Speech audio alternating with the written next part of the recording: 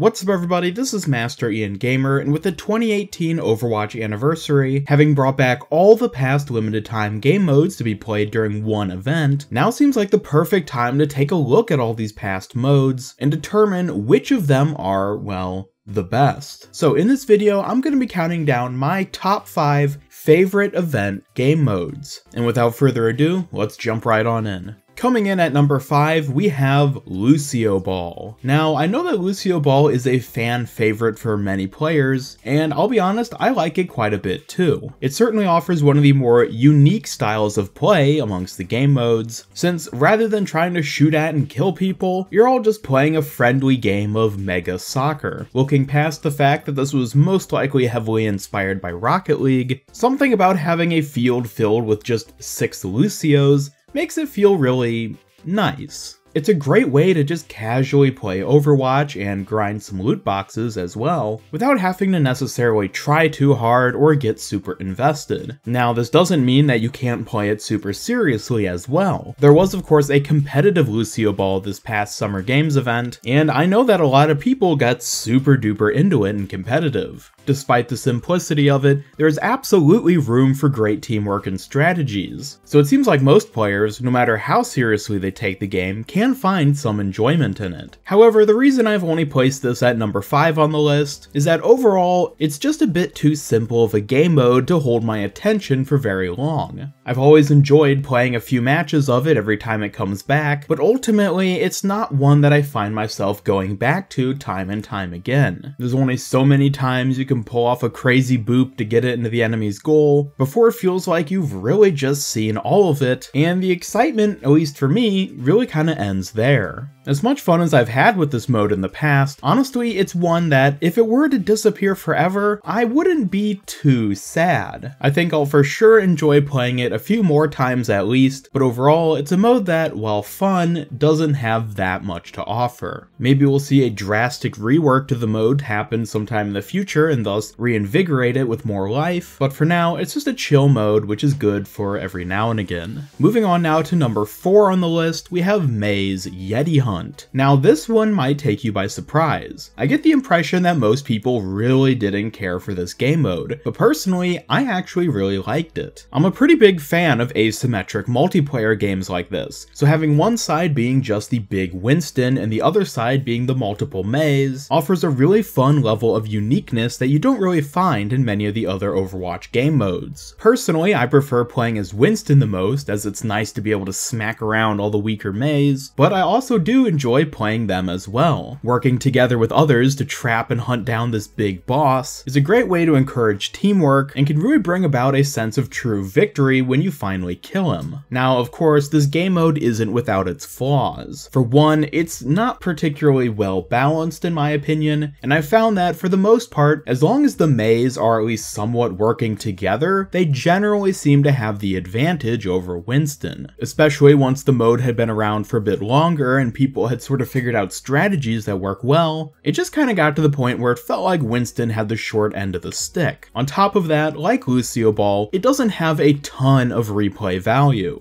The game mode itself is quite simple, and so after you've played it quite a few times, you eventually get fairly tired of it. Again, I always enjoy playing it for a bit whenever it comes back, but I very rarely ever find myself craving to play a match of May's Yeti Hunt in light of Overwatch's other game modes. Moving forward, I would love to see more asymmetric boss battle style modes like this in the future, or maybe even just improvements to this one to make it a bit more balanced, and maybe add just a bit more things you can do and maybe a bit more strategy to overall make it more fun. But regardless, it's a mode that I quite enjoy, and would be a bit bummed if I were to see it go away for good. Moving on now to number 3 on the list, we have the Retribution PvE mode. Now, I think hands down for a lot of people, Overwatch's PvE is going to be their absolute favorite when it comes to limited time event modes. Despite the fact that Overwatch was very specifically designed to be PvP, so far PvE has proved to work fairly well with the few instances Blizzard has made for it. Looking at Retribution specifically, one of the reasons I love this mode so much is that it is very similar to Left 4 Dead. I've spent hundreds of hours playing Left 4 Dead 2 in the past, and overall is one of my favorite games. So having an Overwatch mode that's so so similar, even coming down to the fact that there are special units which need to be dealt with in very specific ways, and needing to work together as a team in order to deal with them. I've really enjoyed playing Retribution anytime it's in the arcade. On top of that, this mode has great story with it. With Overwatch being a game with a ton of great lore being hidden somewhere in there, it's always nice to be able to get little sneak peeks of the backstory of the different characters and the world as a whole. And with the Retribution game mode, we get a nice look at both the Blackwatch and Talon organizations, as well as the characters who are involved with them. I think it's safe to say that Retribution offers the most story out of any event game mode we've gotten to date. However, the mode itself I feel like does have some shortcomings. For one, I find the overall pace and gameplay of it to be a bit too simple. Aside from the starting room and the point where you're waiting for the dropship to pick you up, the entire mission is basically just walk from point A to point B. Sure, you have to defeat a number of enemies along the way, but I feel like it's just a little bit too straightforward for my true liking. Personally, I think that this hurts the replayability a bit, as despite how much fun it is to just fight off waves of enemies, replaying the same casual stroll through Rialto time and time again does grow to be a little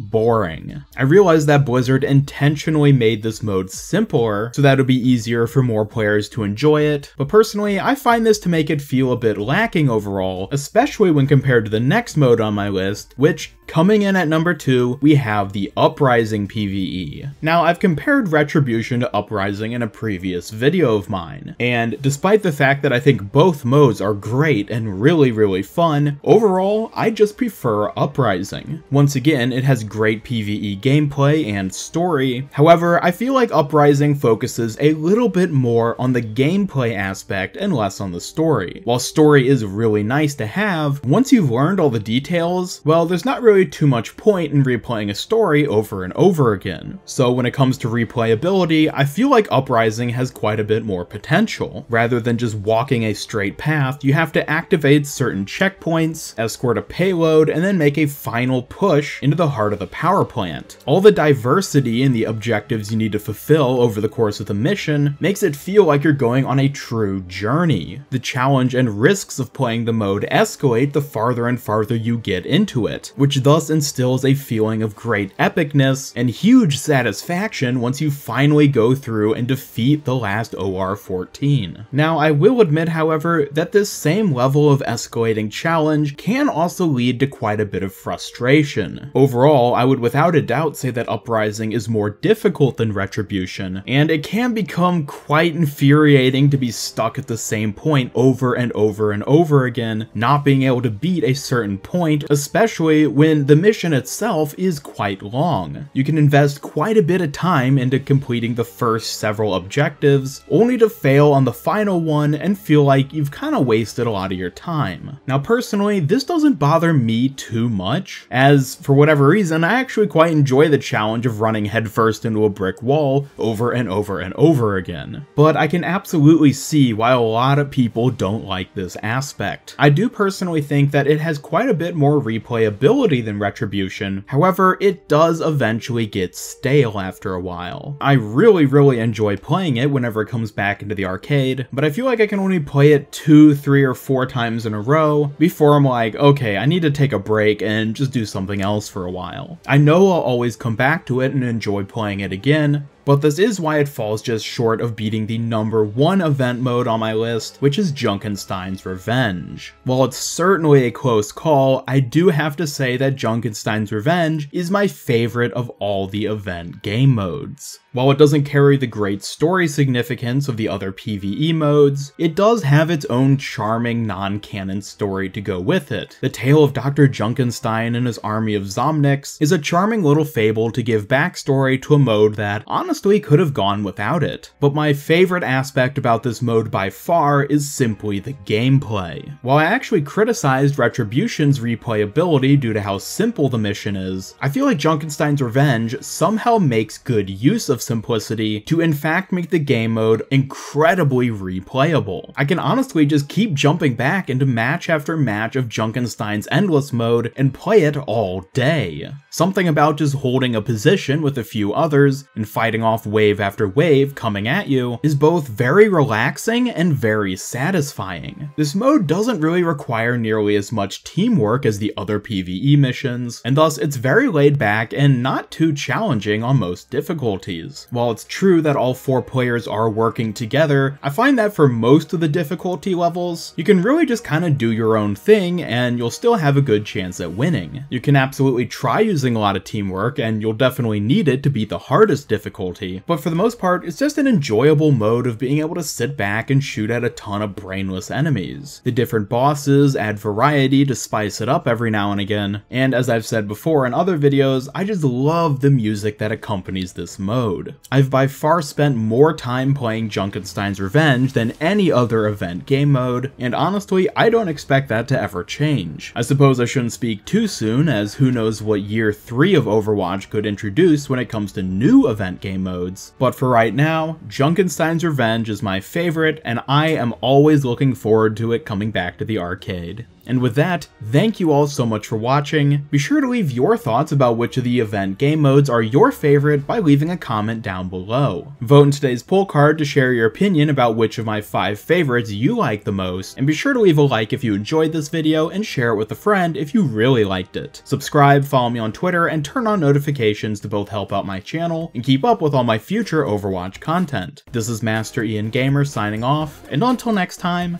have a great day.